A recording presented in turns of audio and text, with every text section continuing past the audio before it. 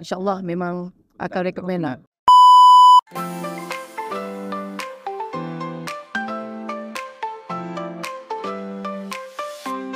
Okay, siapa perkara baru yang korang belajar 2 hari ni?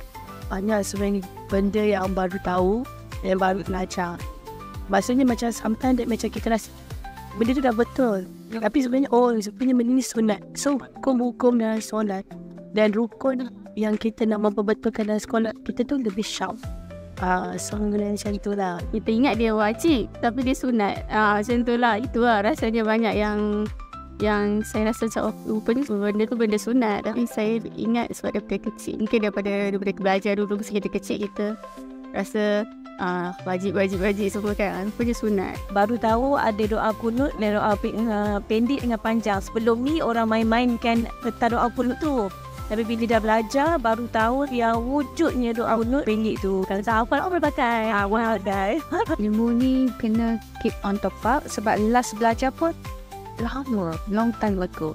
Itulah kita nak sejajar dengan usia.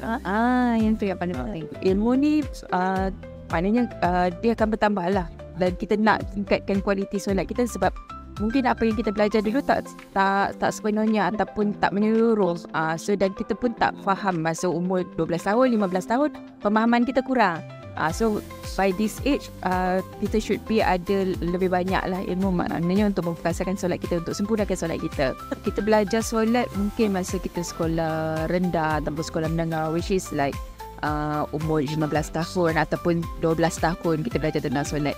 So since then kita dah memang tak belajar tentang solat. So adakah kita nak kualiti solat kita ni hanya setakat yang umur 12 tahun, 15 tahun yang kita belajar dulu? Memang Muslim recommended because sangat-sangat bermanfaat, membantu kita dalam solat kan. Memang wajib attend workshop ni, sangat bermanfaat.